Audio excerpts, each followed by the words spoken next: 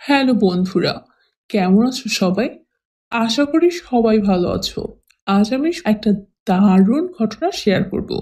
দ্রুত আমার চ্যানেলটি সাবস্ক্রাইব করে নোটিফিকেশন আইকনে ক্লিক করে আমার সাথেই থাকো। আমার নাম তামান্না, বাসা কলকাতা শহরে। আমার স্বামীর নাম বিপুল দেব। সে মুম্বাই শহরে একটা বড় প্রতিষ্ঠানে চাকুরি করে। আমার একটা ছেলে আছে। আমরা বিয়ে করেছি 7 বছর আগে। আমার স্বামী বাড়িতে আসলে খেলা ভালোই জমে, কিন্তু গত 1.5 বছর যাবৎ আমার বিপুল ছুটি পায় না। তার কারণে সে আসতেও পারে না। বন্ধুরা, গত 6 মাসে সে একবারও আসেনি।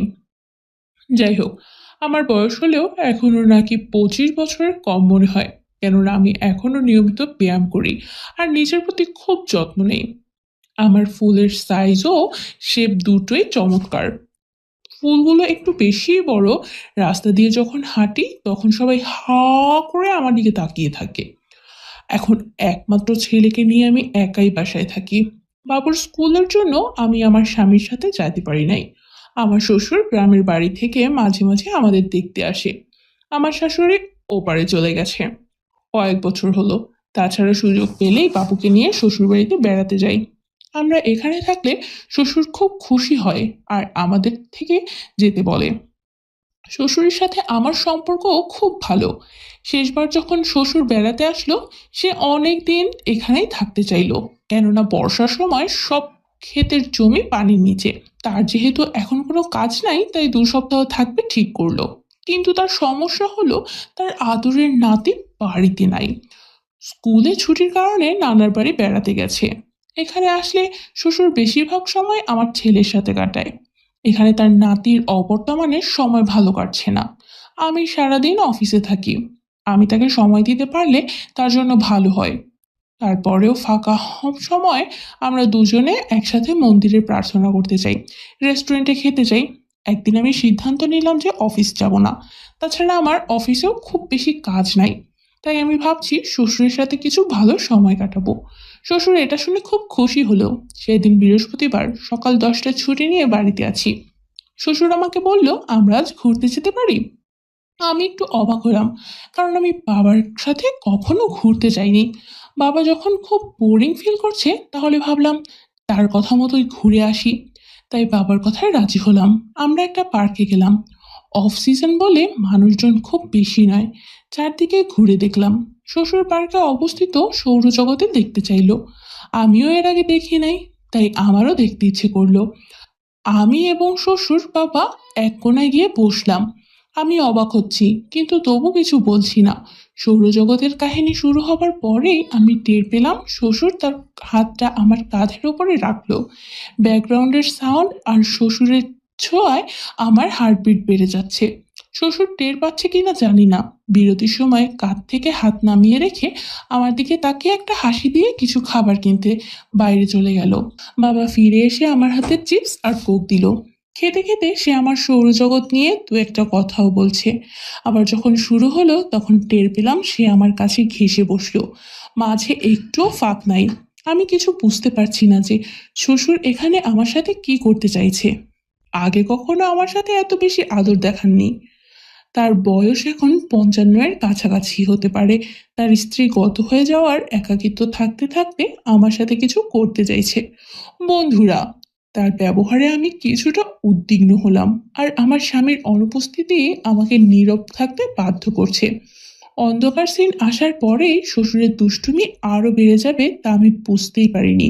শ্বশুর এর মধ্যে বাম হাত দিয়ে আমাকে জড়িয়ে ধরেছে, যার ফলে আমি শ্বশুরের আরো কাছে চলে গেলাম। হুট করে সে আমার মধু ভরা ফুলে হাত রাখলো এবং আস্তে করে চাপ দিচ্ছে। আমি জানি না আমাকে এখন কি করতে হবে। তার ডাকে সাড়া দিব, না এখানেই থামিয়ে দিব। নিজের অতৃপ্তি মন থেকে সিদ্ধান্ত নিলাম আজকে সৌরজগৎ দেখার জন্য অন্যরকম অভিজ্ঞতা অর্জন করব। ও মাই গড! আমি বুঝতে পারছি না আমি এমনিতেই তার দিকে ঝুঁকে যাচ্ছি।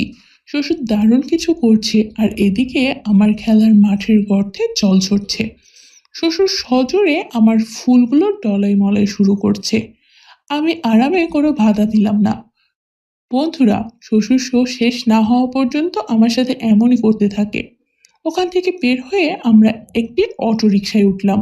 তখন উনি আমাকে বলল যে আমরা একটা রেস্টুরেন্টেও খাবার খেয়ে যেতে পারি। তাই আমি রিক্সাওয়ালাকে বললাম রেস্টুরেন্টে চলো। বিকালের ঝলমলে আলোয় রিক্সা ছুটে চলছে।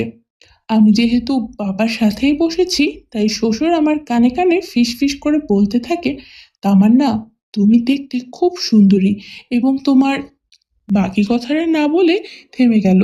তাই আমি বললাম, এবং আমার কি বাবা? সে বলল, না কিছু না। আমরা রেস্টুরেন্টে নামতেই ম্যানেজারকে বলে কর্নারের একটা নির্জন টেবিল ম্যানেজ করলো শ্বশুর। সে আমাকে আগে বসতে দিয়ে আমার পাশেই বসলো। আমি একটু সরে যেতে চাইলাম, কিন্তু উনি বলল, এখানে কেউ আমাদের বিরক্ত করবে না, আর কেউ দেখতেও পাবে না। আমি কেবল একটি কথাই বললাম, এখানে নয়। শ্বশুর ভদ্রলোকের মতো হয়ে গেল, আর কোনো দুষ্টুমি করলো না। আমরা দ্রুত খেয়ে বাসায় ফিরলাম। বাসায় ফিরে আমি খুব এক্সাইটেড এবং কিছুটা ভয় পাচ্ছি। আজ কি ঘটতে যাচ্ছে। আমি একটু সুন্দর নাইটি পরে শ্বশুরের ঘরে গেলাম। শ্বশুরও বাসায় এসে চেঞ্জ করে ফ্রেশ হয়ে টিভি দেখছে। আমি গিয়ে একটি সিঙ্গেল সোফায় বসলাম। শ্বশুর বলল তার কাছে গিয়ে বসতে। আমি 3 সিটের সোফায় অন্য প্রান্তে বসলাম। শ্বশুর আমার কাছে এসে বসে আমাকে জড়িয়ে ধরল। আমি বললাম, প্লিজ এমন করবেন না। শ্বশুর একটু রঙ্গ করে বলল, বিপুল তো এখানে নেই তামান্না। আমি জানি তুমি ওকে এখন কতটা প্রত্যাশা করছো, তাই আমি তোমাকে একটু সঙ্গ দিতে চাচ্ছি। আমি তার কথা শুনে অবাক হলাম আর শান্ত হয়ে বসে থাকলাম। শ্বশুর আসলেই এক্সপার্ট খেলোয়াড়। সে আমার মাঠে খেলতে নামতে চাচ্ছে। সারাদিন আমার সাথে এমন করায় আমি এমনিতেই রেডি হয়ে আছি। শ্বশুর আমাকে তার এতই কাছে টেনে নিল যে আমার মাঝ দিয়ে এখন বাতাসও যেতে পারবে না। এ বিষয়ে এখনো তার কাছে অনেক কিছু শেখার আছে। তারপর আস্তে করে আমার মাঠ উন্মুক্ত করতে করতে বলছে, আমি তোমাকে অনেক ভালোবাসি তামান্না। আমি কিছু বললাম না। আমি তার কাজ খুবই অবাক হয়ে যাচ্ছি। এদিকে আমার মাঠ জলে ভিজে একাকার হয়ে আছে। তা দেখে সে যেন কেমন হয়ে গেল। এরপর সে তার খেলোয়াড় আমার হাতে ধরিয়ে দিল।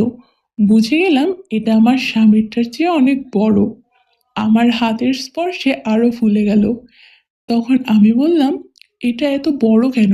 সে বলল, তোমাকে বেশি আনন্দ দেবার জন্য এমন হয়েছে। এখান থেকে এই খেলোয়াড় তোমার। এদিকে আমি আর থাকতে পারছিলাম না। তাই শ্বশুরকে আমার মাঠে খেলতে বললাম।